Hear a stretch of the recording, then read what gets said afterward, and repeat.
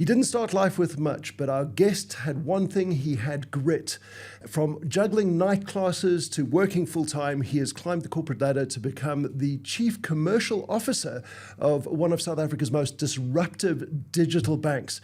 We are speaking today to Cheslyn Jacobs, and his journey is a masterclass in resilience, purpose, and legacy building. In this episode of Mavericks, we dive into the man behind the title. And don't forget that if you like anything that you see here, subscribe, like, and share. Help a brother out. Let's make this thing big. We're talking to South Africa's Mavericks, who are making a difference in this country. And this one is for the leaders who are building against the odds. And anyone who knows that where you start doesn't necessarily define where you finish. Cheslyn Jacobs, it is an absolute privilege and an honor to have you on Mavericks. I'm so glad we've managed to carve out some time in your diary to chat. You've said that effort and persistence matter more than results, right? But was there ever a moment in your career or in your life where you thought, well, that's still not enough? Yeah, thanks, James, for having me. An absolute honor to be on the podcast. And just to go back to that intro, I need you to meet my wife and say the same things to her. Right? just make sure she watches the podcast. 100%. But to the question, fundamentally, I think the thing you can always control is your inputs, and I think at a very individual level, you should kind of be obsessed with that because you've got full control over that. And I think I've learned and I've been through enough in my life to know that what happens will happen, and provided you can hand on heart say, I've done everything in my power to influence that outcome, regardless of what that outcome is, you should have a level of satisfaction with that result, whether it goes your way or not. And if it doesn't go your way, guess what? There's a ton of learnings from the process, and if it does go your way, great, we repeat those successes.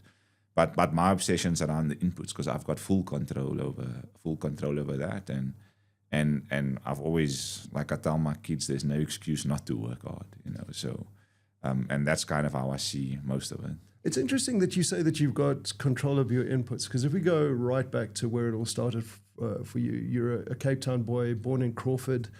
You went to Belgravia Senior Secondary School.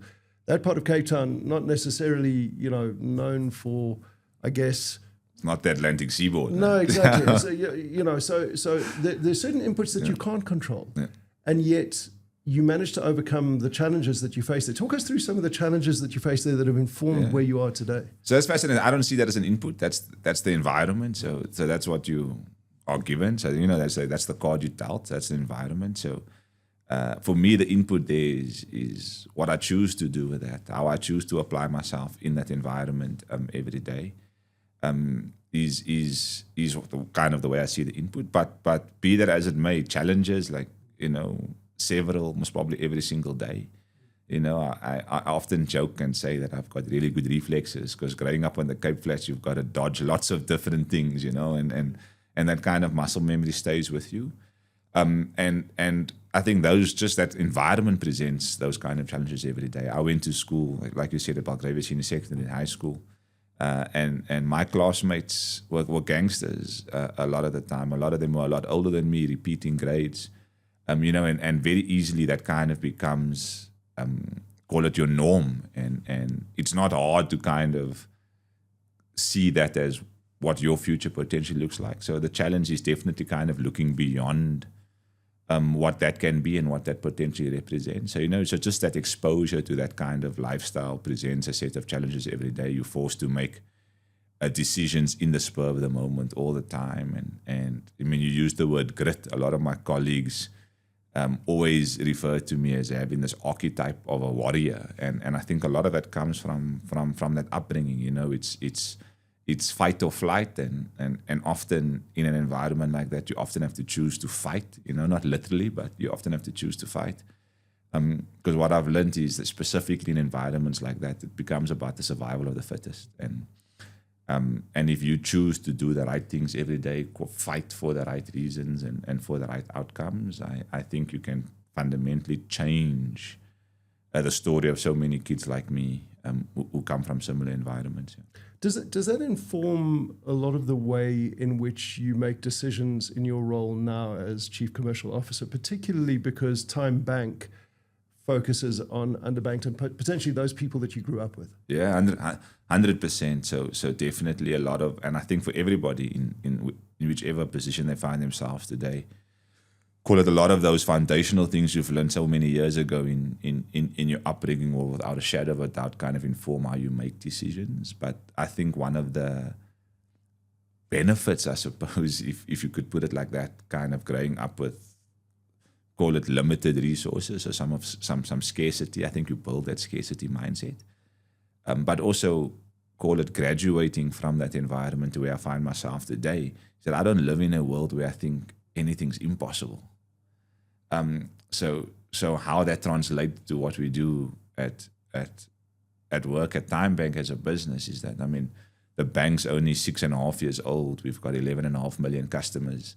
If you told any, call it banking expert 6 years ago that would be the case, like I'd be surprised if any one of them would say yes. You know, but the few of us who started the business so many years ago, not for a second doubted that could be possible. You know, so I think we all wired very similarly that way, and we all come from different backgrounds, but there are things in those backgrounds that have so much similarities in the way we see the world today.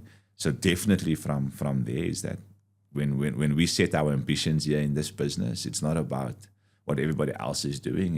It's about us being fundamentally different and shooting for the stars every single time. Yeah.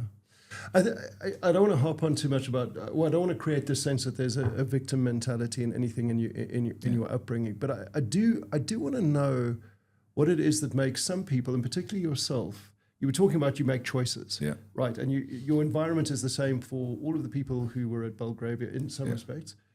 But you make choices that changed the trajectory of your life. Yeah. What is it that made you make those choices? I'm fascinated to know, because it's like we're all confronted with. I mean, there's a universality in that, right? 100%. We have different life experiences. I've got a very different life experience to you, but you know, we've made choices. You made choices not to go down the same road that some of your schoolmates went down. Yeah. What made you make those choices? And you know, I think it's a fascinating question, James, and most probably I'm completely underqualified to give you a very scientific answer on it. But what I think is important in painting that context is that, I mean, I grew up with 3 siblings and I had 3 brothers, and not even they made the same decisions I did.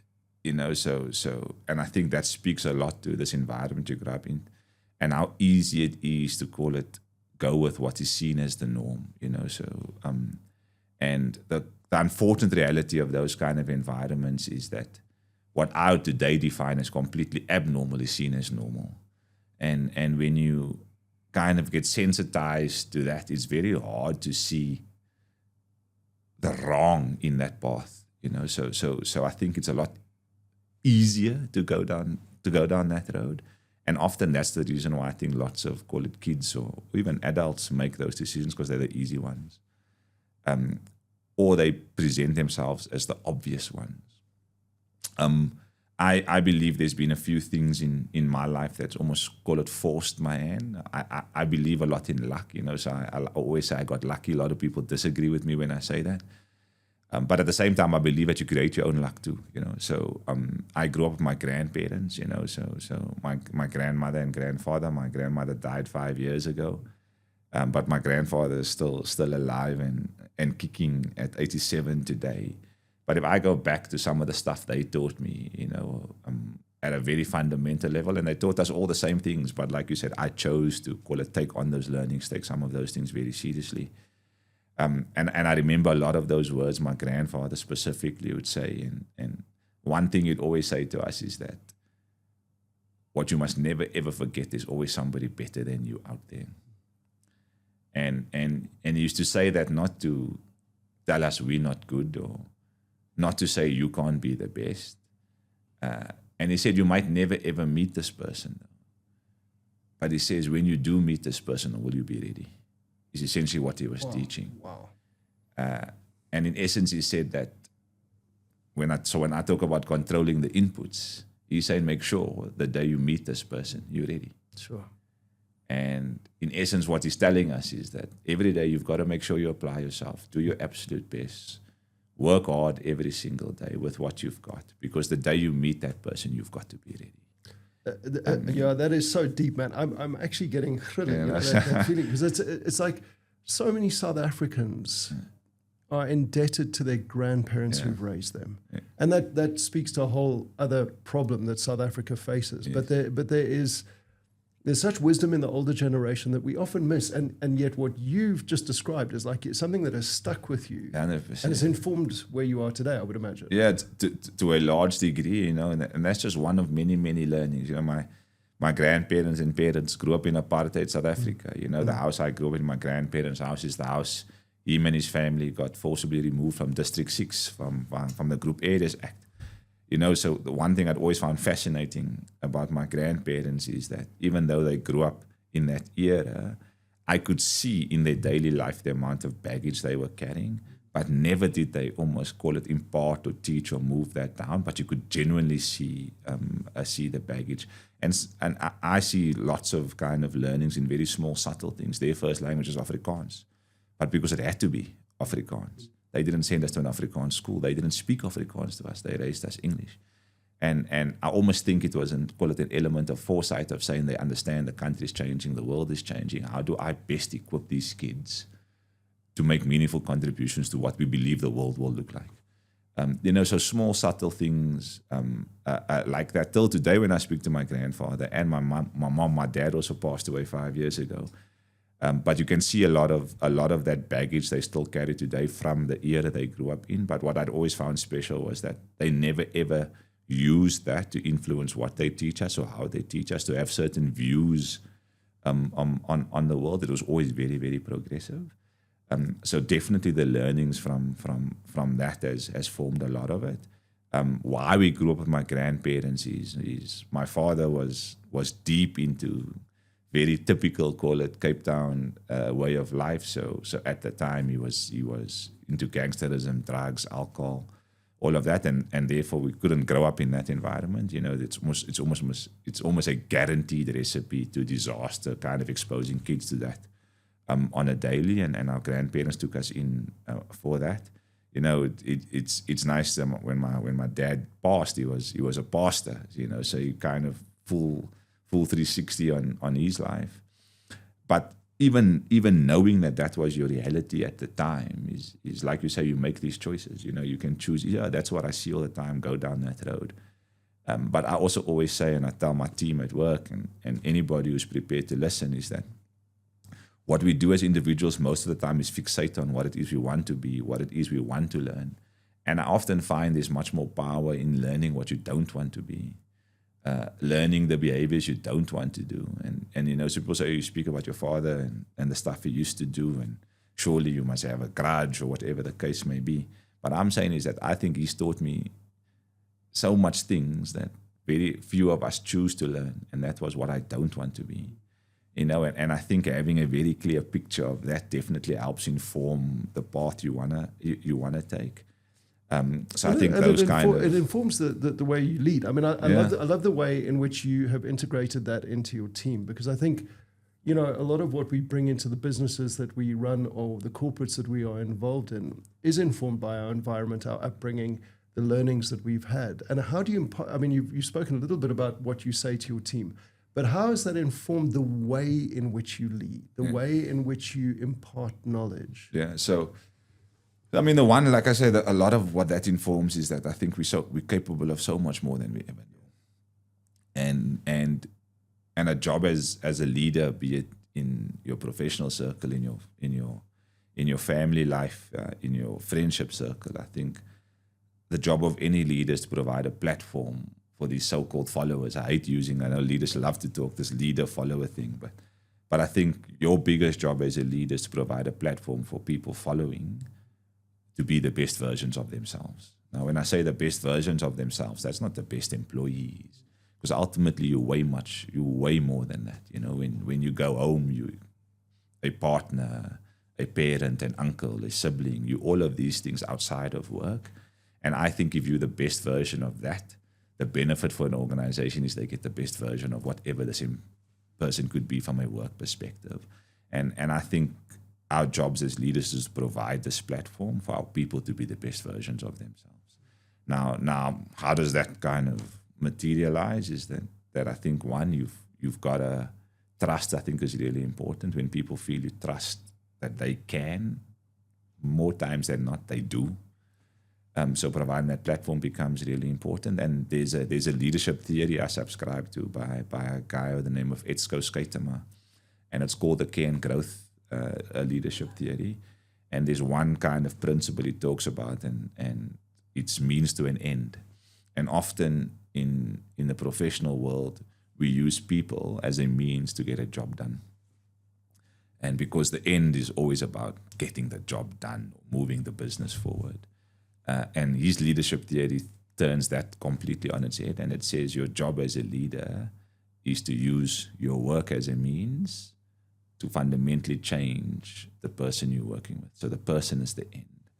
So the way we operate, by and large, is saying, like I say, how do we create the best versions of our people? So they are our end, and the work we're doing is simply a vehicle to do that. Now, how I've seen that play out is that when people genuinely believe that and feel that, right, you can ask that person to do anything. So the beauty of TymeBank is you find very few people, if any, that will tell you, oh, that's not in my job description, or I've not a KPI of mine. It's just because they feel that everything we're doing ultimately helps them become the best versions of themselves. Do you think that's easier because you are a challenger brand to many degrees, that there is that sense where, and that you say you're 6 years old, I mean, there's been phenomenal growth, and we'll get into that in a minute, but as a challenger brand, it's easier to get more involved in the overall kind of success of the company because it's something that you believe in. It's new, it's exciting. Are you saying that there's actually something more than that actually drives people? It's when they're valued and when they have their self-worth and when they understand that they are more important than the job that they do. 100%. I mean, I've seen the theory work everywhere and anywhere where it's adopted.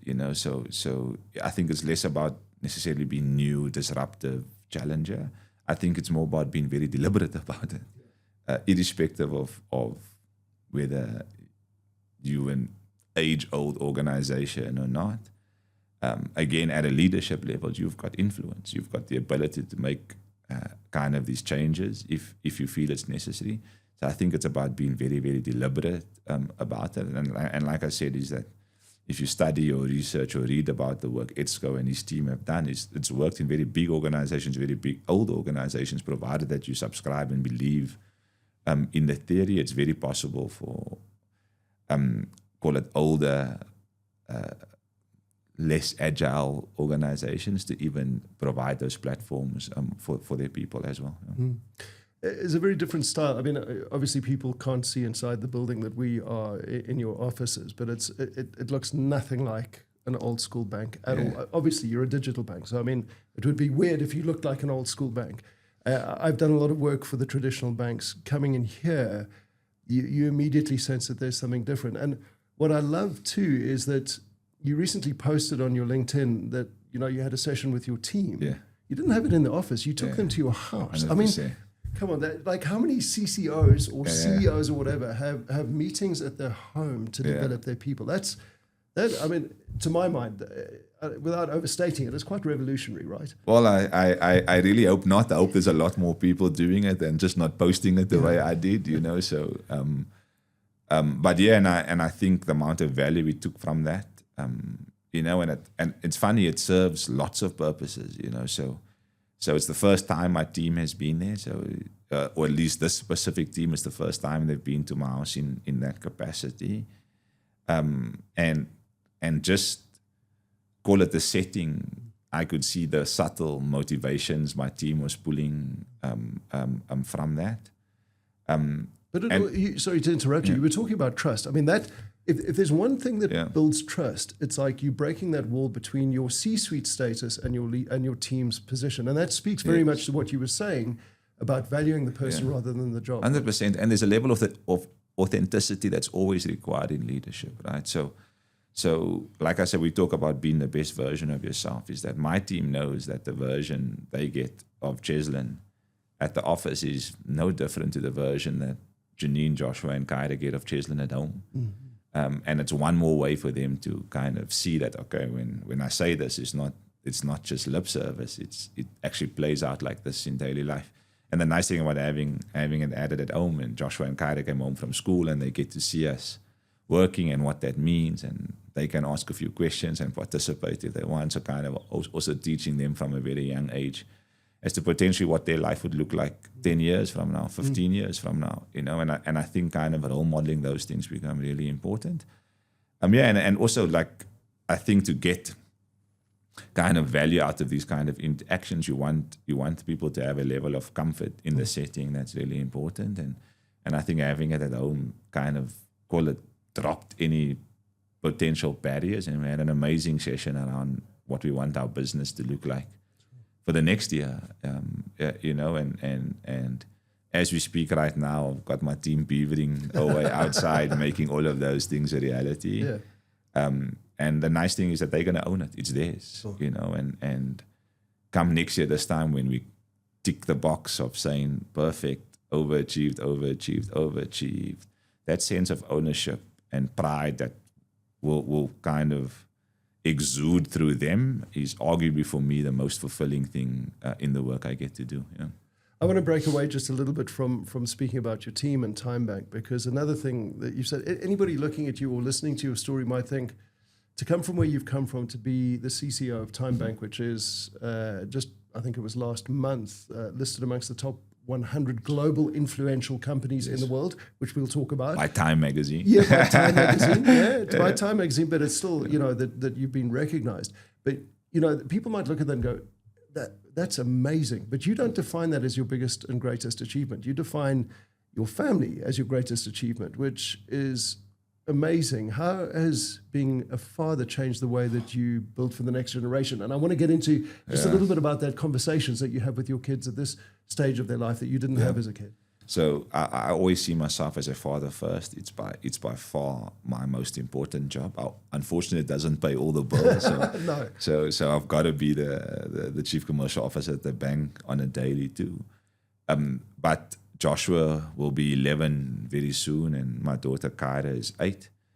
And I think Janine and I have been bestowed the greatest privilege I think in the world is to raise kids. And the reality is that what you've got the ability to do is call it mold or nurture beings that fundamentally can change what the world looks like. And I think there's no greater responsibility, one. 2 is that there's an innocence about children that I wish adults would have every single day.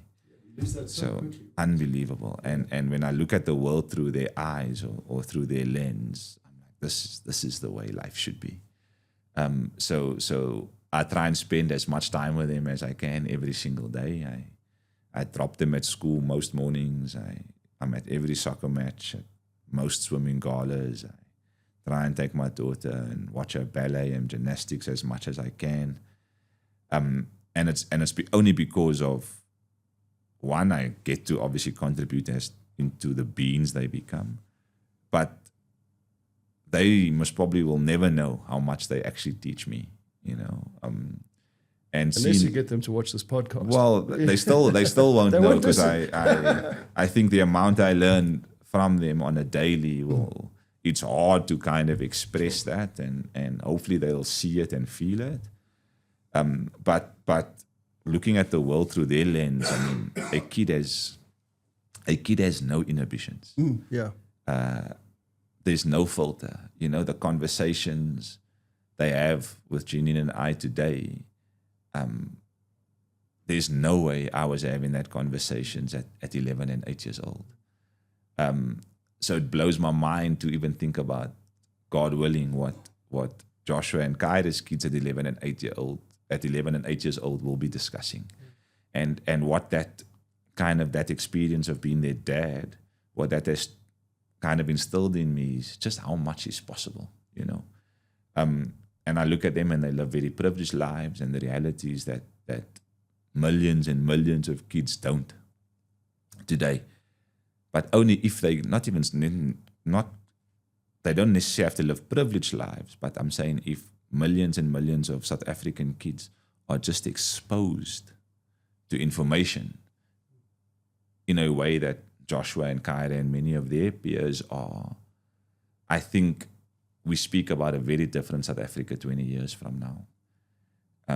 Because Joshua and Kyra is not inherently smarter than kids who don't grow up the way they grow up. Is that they're just exposed very differently. And what they've taught me is that for years, obviously growing up the way I grew up and the way my parents and grandparents grew up, it's very easy to think that you need access to things, money, resources as being the leveler. And I completely disagree with that now. The leveler here is access to information. It's not about how much you have, it's about how much you know. Because the more you know, the better decisions you're going to make, and the better decisions you're going to make will fundamentally change what the next generation's life looks like. And it's about us moving each of those things forward. So having them around in my life every day is the biggest blessing, and being able to impart knowledge and information to them. Joshua's now at the age, like I said, he's almost 11. I think he's past the age where we can teach him anything anymore. And when I say teach him, is that he is who he is, from a values perspective, from a foundation. So you've got to get in there very, very early. And I think if, as a nation, as a country, as a state, as private practice, as together as a whole, if we start fundamentally thinking of ways of changing environments kids grow up in, not giving them money or giving their family money, changing the environments they grow up in, changing the way they access information, changing what they see as normal.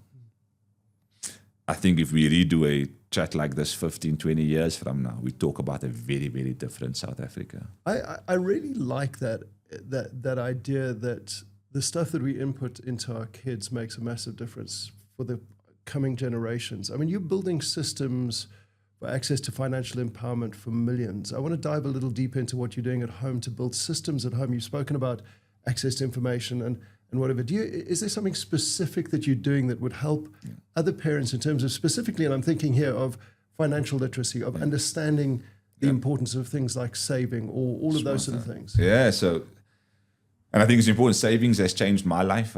I've been saving religiously for at least the last 18 years.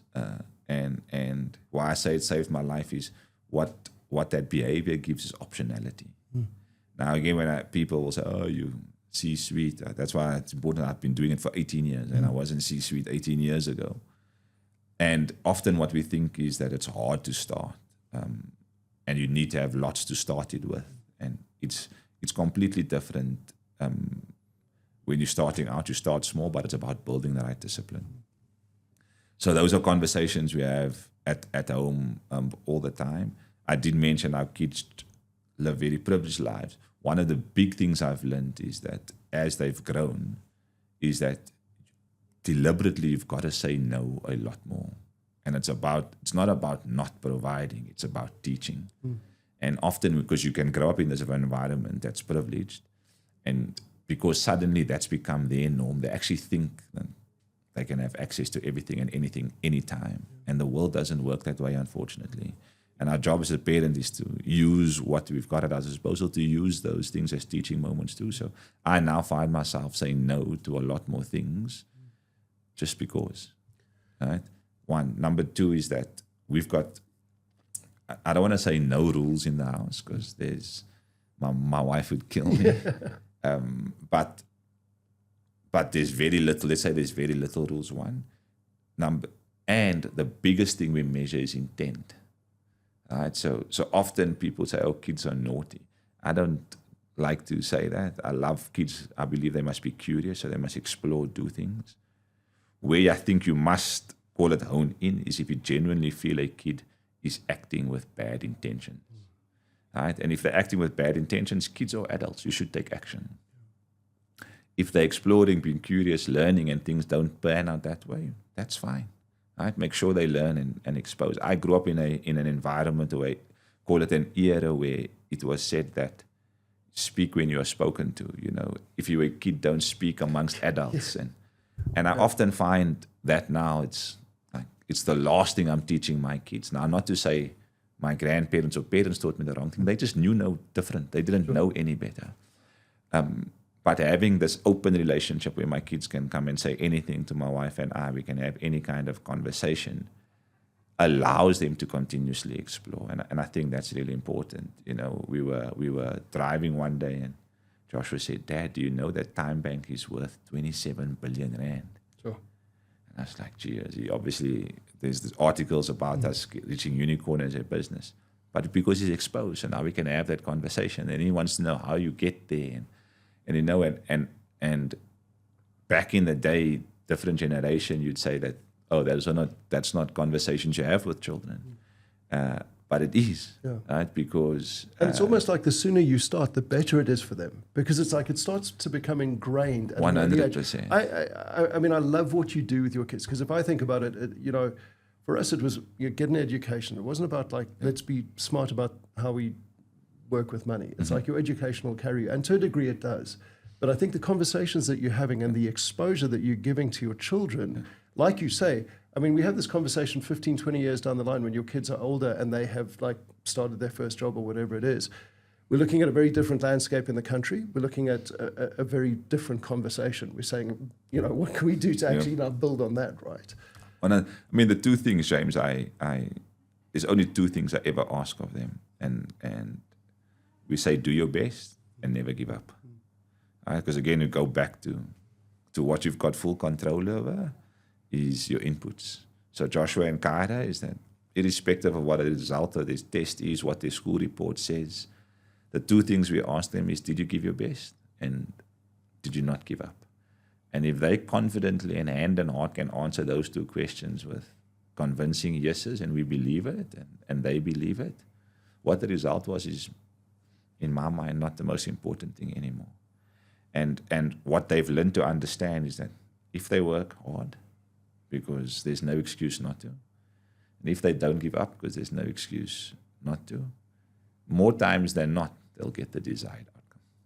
You successfully summited Kilimanjaro. Did those two principles drive you to get to the top, or was it a bucket list thing that you weren't going to say no to? Yeah, was probably a bit of all of that. So it's when I got to the top of the photo, and that moment will stay with me forever. I had a little poster that I had handwritten, and it said JJK, so Janine Joshua Kyra, never give up until you get to the top. Wow. Now knowing I'm carrying this thing in my bag, knowing that they'll be able to see this for the rest of their lives, there was no way I wasn't getting there, you know, is that. And that's why I say we're capable of so much more than we know. And the reality is our strongest muscle in the body is the one between our ears. And if you use that in ways you want to, you'll be surprised at how much you can achieve. So 100%, that's what drives me every single day. And again, growing up where I grew up, I had no idea Mount Kilimanjaro even existed. You know, let alone that you could summit it if you wanted to. And all I ever hope for is that those kind of experiences, telling that story, sharing it, instills that little bit more hope in every other kid that looks like Cheslyn, sounds like Cheslyn, or doesn't for that matter. And they see a little bit of them in me and saying that, and all I want them to say, if Cheslyn can do it, so can I. And so the more people who end up doing it for that reason is for me, that would be ultimate success. As the chief commercial officer of TymeBank, you're building a bank for inclusion, right? But how do you balance commercial growth with purpose-led innovation? So there's a saying we have that says you can do good by doing good. So the reality is we're still running a business. So it's got to be commercially sustainable. Because if it's not, you know, you might come here in 15 years' time and there'll be a very different organization occupying the space. God forbid you start looking like a traditional bank. No chance. So without a shadow of a doubt, you've got to build a strong business. Right? But you can build a strong business by doing good. Right? And I think that's what drives us, is that what we saw in the market, one, is a massive opportunity. You speak about inclusion, and the reality is that there's so many South Africans that are not meaningfully participating in the South African economy in the way that they should. And we think that's good business. So the more we get that right, I think the bigger and bigger business we're going to build. And if you follow us on kind of all the platforms, we talk, our founder, Kunyonka, is probably the greatest visionary I've ever met and had the luxury of working with, for sure. I mean, the things we want to do as a business in South Africa and around the world is just mind-blowing. We've got 11.5 million customers in South Africa, 7 million customers in the Philippines. South African bank is 6.5 years old. The bank in the Philippines is only 3 years old. But already across those two banks, touching over 18 million lives, is that we have got ambitions of having bank number 3, bank number 4, bank number 5. And that number of lives we're going to touch is going to continue to multiply. And when we touch that many lives, I assure you we're going to build a massively successful business. Business's impetus and drive is really the bottom line. I mean, otherwise why are you in business? And this idea of having a purpose-led business where you're using the phrase touching people's lives. I mean, if I think about it, the majority of South Africans for many years, they've survived, and I'm thinking particularly of the informal sector without banks. Mm-hmm. Why is there a need, and particularly a digital bank, mm-hmm. why is there a need to reach the underbanked? Yeah, so the one thing I can guarantee today, the knowledge gap that exists in South Africa about money is too big. I spoke earlier about the levelized access to information. What I always like to say, if my parents and grandparents just knew more about money, not had more money, if they just knew more about money, mine and my brother's lives would have probably been fundamentally different then and today. And I think when you talk about purpose, is that if we can find ways, and that's what we work at every day, is finding ways to empower our customers to know more about money so they can make better financial decisions today, that will fundamentally change what the lives of the next generation looks like. And I think there's many communities of people who've gotten it really, really right around the world and in South Africa. So that is why we're going after specifically that segment of customer. We think we can play a role in closing that knowledge gap. And a simple, subtle example in the way we've designed and built our savings products, for example, is that one, it offers market-leading interest rates in the country. Number two, it offers those interest rates to anybody and everybody, irrespective of how much money you save. And that's completely different to what you refer to them as traditional banks. I can use very different words. Traditional banks today still pay people with less money to save lower interest rates than people with more money to save. Now, in a country like South Africa, where we've got this thing called a Gini coefficient of 0.67, which is the worst in the world for that matter. And what that Gini coefficient represents is income inequality. Now, when you actively build products that continue to widen that gap, the question I ask myself is, what good are you actually doing?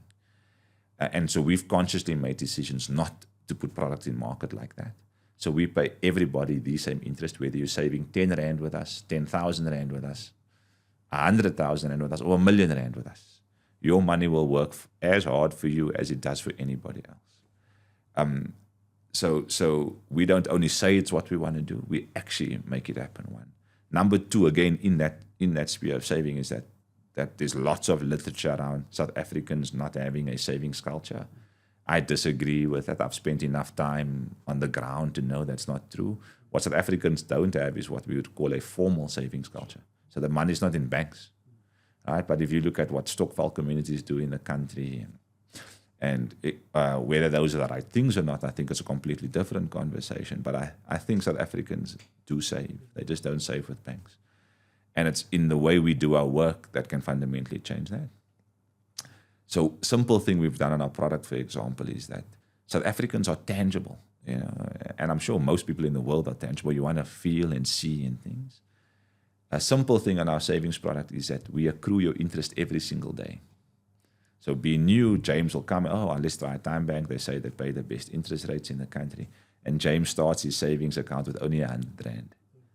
If James logs back in tomorrow, it's no longer 100 Rand. It will be 100 Rand and 3 cents, for example.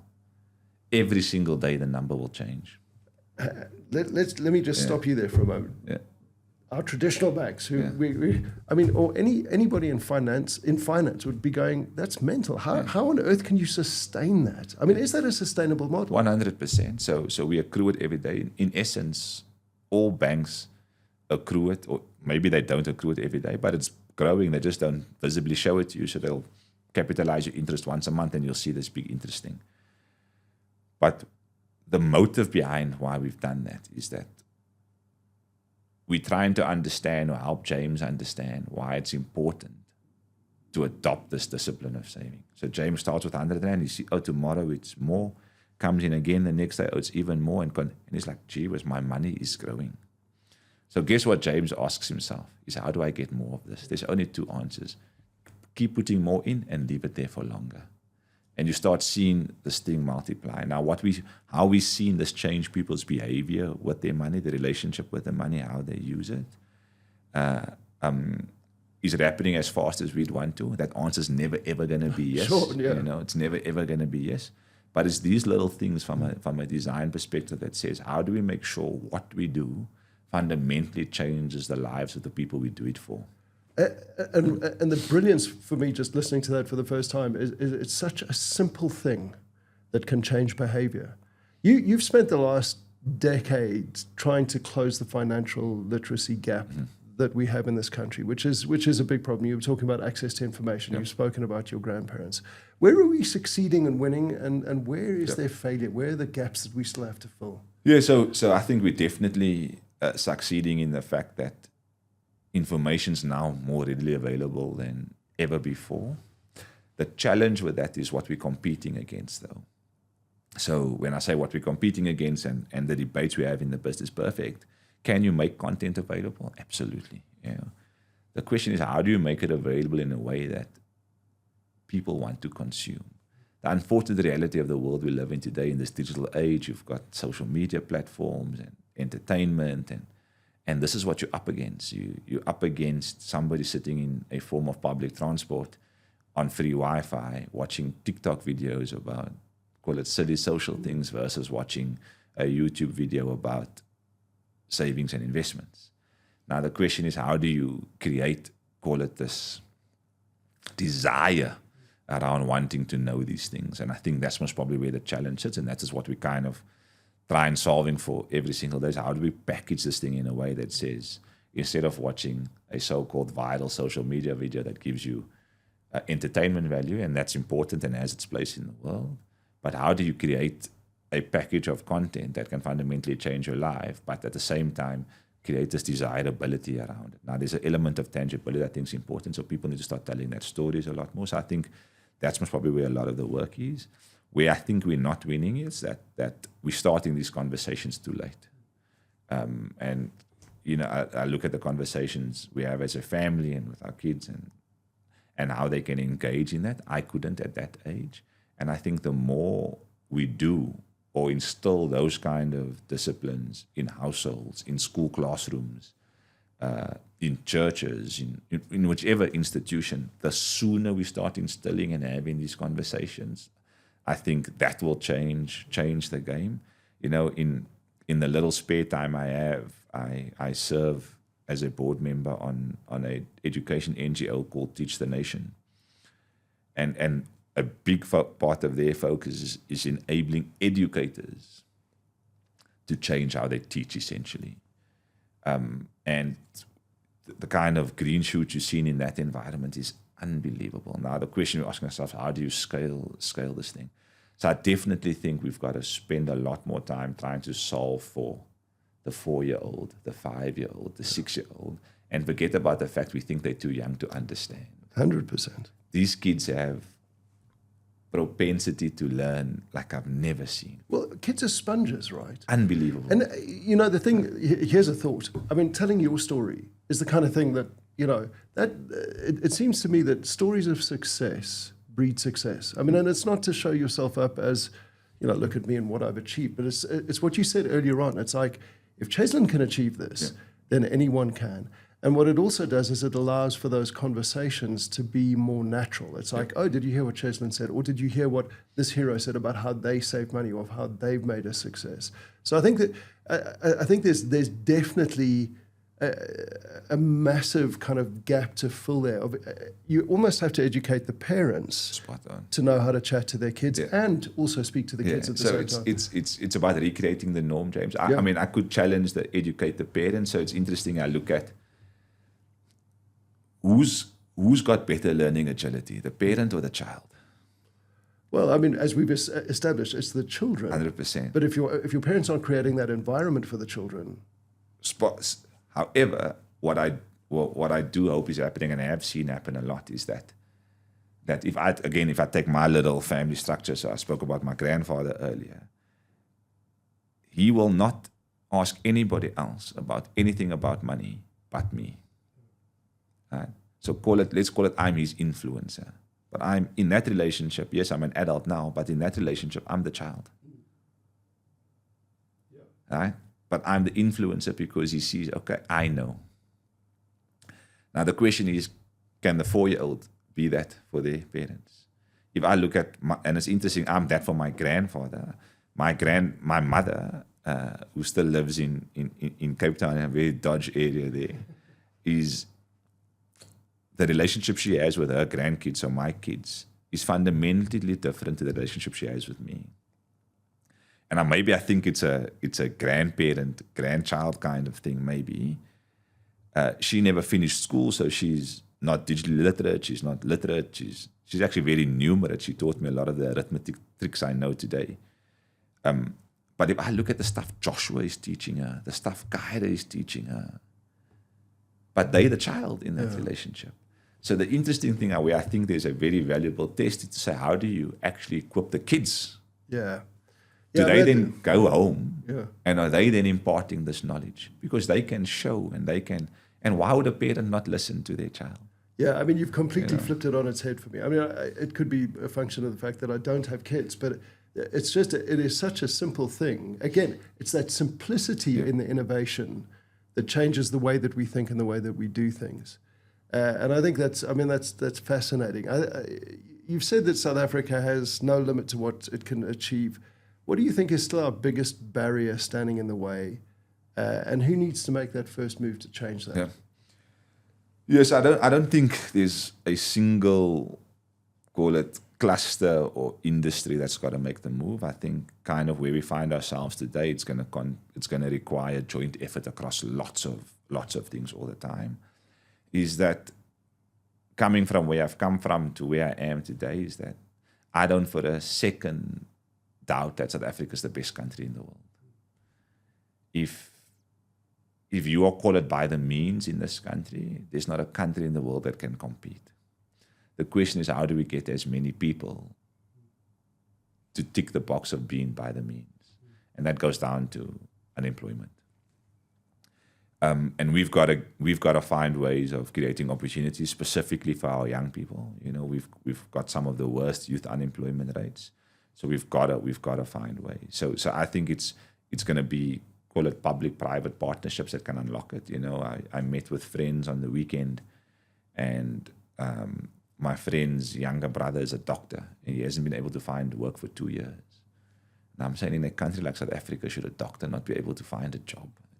It just doesn't sound compute, right, does it? Yeah. So I think we've got to come together as call it corporate industry and government, and we've got to act. And what I think has held us back, call it maybe over the last 10 years, is speed of action. You know, I've recently read a lot more policy documentation, and when you read the documentation, it's not bad policy. Not at all. It's shocking implementation. Yeah. And I almost feel that we're at the stage where we need a factory reset of sorts, you know, and just say, perfect, let's just start over. Decide what the 5 to 10 things is we're going to focus on, and let's just be great at those things. You know, education it's probably an easy answer, but and not education in a sense of, there must be fancy schools and all of those things. Let's just change what we're teaching kids. Let's just create different environments for them to learn in, because once we change that, they will excel. Now, you could be very extreme and say that, to what extent do I worry about today's generation? of adults, James and Cheslyn. I'd be very prepared to back a government, for example, that says, I'm not that worried about James and Cheslyn anymore. However, I am very worried about Joshua and Kyra and everybody else like them. Now I'm saying, why would James and Cheslyn not get behind fundamentally changing what this country looks like for the next generation? In the same way, there were many people who fundamentally sacrificed their lives for the country we live in today. It seems we've forgotten that lesson very quickly. I mean, what are we, 35, 36 years into our democracy, and we've forgotten about the sacrifices that people have made so that you and I can actually be sitting where we're sitting today, having this very conversation. 100%. And I think we're potentially very close, if not there already, at a very similar crossroads for us. Yeah. It's going to boil down to willingness. But you think about South Africa. We've got the mountains, we've got the oceans, we've got the bush. We've got almost every single natural resource under the ground you could think of, right? We should be a global powerhouse. 100%. Have you ever thought about going into politics? I mean that quite seriously. No. So I think there's a space for everybody, for them to do what they need to do. And I don't always think politics is the way to change it. I think corporate South Africa can play a much bigger role in that change too. So do you see how I set you up to be able to say that, right? To be able to say the kind of things that you're doing at TymeBank, you can make the change. I've chosen this avenue to be the change. But like I said, it's going to be very difficult to impossible for industry to make that change, call it in their verticals. It's definitely going to be a joint effort. There's so much that we can talk about, and I know that time is kind of limited. I mean, this could go on. This could be one of those 3-hour conversations. I've got that feeling. But I want to talk the things like that we haven't mentioned. You're a triathlete. We've mentioned that you're a father. You've mentioned that you are a board member on Teach the Nation. You're the CCO of TymeBank. Where do you go when your tank is empty so that you can keep showing up day after day? So I go back to the center, right, of why we do what we do. And I think I've got a very different way of seeing the world in most things. You know, there's this age-old question people like to say is, what keeps you up at night? And I'm like, I don't have an answer to that question. The question I can answer, though, is what wakes me up in the morning. I think it's important to sleep well. We face enough challenges every day, and you've got to be fresh as hell to solve them. So I sleep really, really well. But those things wake me up. They don't keep me awake because I'm committed to trying to contribute in the solutions for them. And I don't think anybody's solved real problems being dog-tired, laying awake at night anyway. So it's counterproductive not to sleep. But you said I'm a triathlete. I wouldn't say that. I would say I do triathlon. You know, like the guys who do it really, really well are triathletes. Yeah. But I think that balance becomes important. Like I said, input. So I believe a healthy body yields a healthy mind. So I'm very, very active one. But also that's a good role model for my kids. I'm a morning trainer, so I train early in the morning, drop them at school, have a day at work, and why that works for me is that endorphin release in the morning, and I'm geared to go through the day. So when the tank does get empty, what I've become really good at is disengaging, and I think that's really important. But I think the important thing is for people, you've got to find what works for you. Simple example for me is I come to the office every single day. I think work from home is the most overrated thing in the world. And people often quote productivity as the reason they work from home, is that I'll much rather be connected than productive. So I come to work every day, one. But number two, what it does for me is completely separates environments. So work is work, home is home. So the minute I walk through the door at home, I'm a dad, I'm a husband, I'm at home. I can put my bag down and very seldomly have to take my laptop out at home because I've committed to doing what I've needed to do whilst I'm at the office. And once I walk through that door at home, I'm now committed to doing what I need to do at home. And just having that ability to separate that environment, it's unbelievable what it's done for my, call it mental and emotional state. And I think that's what keeps me fresh. I'm not a believer in being always on. I don't subscribe to that at all, James. So like athletes, I train a lot. I'm running a lot. I'm riding my bike a lot. I don't have a triathlon schedule pretty soon, so I'm not swimming that much at the moment. But I'm prepping for my very first marathon, and I don't use running as a on moment. It's an off moment for me. So when I'm running, I don't think of anything. And people like to say, and lots of people say, but that's actually your meditation, it's centering you. I don't see it that way. But when I'm running, I'm just running. Like it's off time, it's dumb time. I don't engage any, think about this, think about that. I look at, I've got to run for this long, that fast, and that's all I'm worried about. But I find it's a distraction, call it for lack of a better word, but pulls me away from all the other high pressure, intense things that require my attention.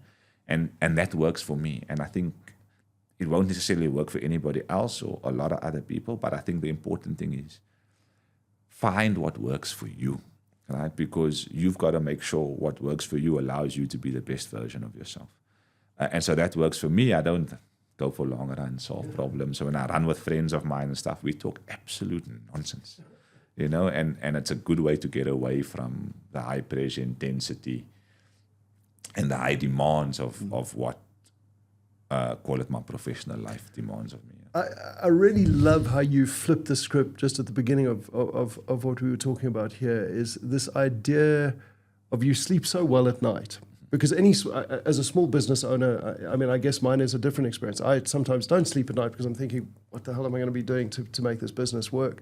But I love that lesson of saying, well, you wake up in the morning to provide the solution. And that's, again, it comes down to those small, simple changes, that separation of work and home life, that being able to run without thinking about anything, of being able to switch off. I do kind of wonder, though, how you've managed to be a Man United supporter and be able to switch off from like what's been going on. And also I think you support Cape Town Spurs, was it? Well, so any Cape Town-based football team right now, there's very few of them at the highest level. Yeah. But back in this ex-Cape Town, the Man United thing must probably help me switch off. How else do you cope? So it's like, and I think there's great lessons in the Man United story, right? And it's what I've taken out from that in my normal life, again, is that success is never guaranteed.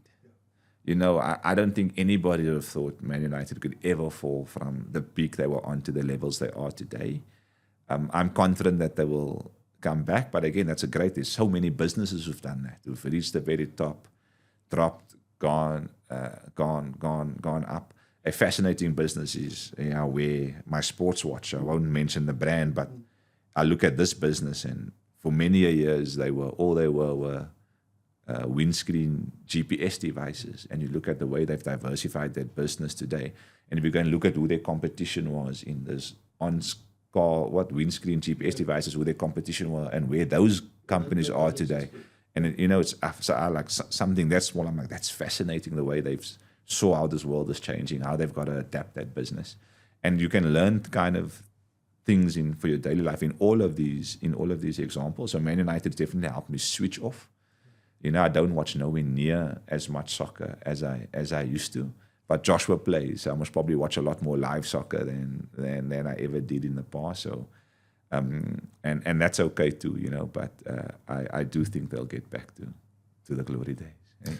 There's so many lessons that I have learnt just in talking to you in the short time that we've had, and I'm hoping that our viewers have picked up on some of the nuggets that you've been able to share. And if we had all day, I would sit here and talk, because there is so much that you've got to give, and hopefully we'll have another chance to do this. But we've been chatting to Cheslyn Jacobs, the CCO of TymeBank, a digital bank that has disrupted the nation, recently listed amongst Time Magazine's top 100 global influential companies.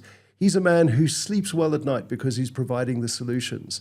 And hopefully you've learned a lot from what you've been listening to here on the Mavericks podcast with me, James Lennox. It has been an absolute pleasure to have you along for the ride. Don't forget to subscribe. Don't forget to share. Don't forget to like. Let's grow this thing. Let's help one another grow in our businesses, in our leadership roles, in our lives. It's been great having you along for the ride. Thanks so much.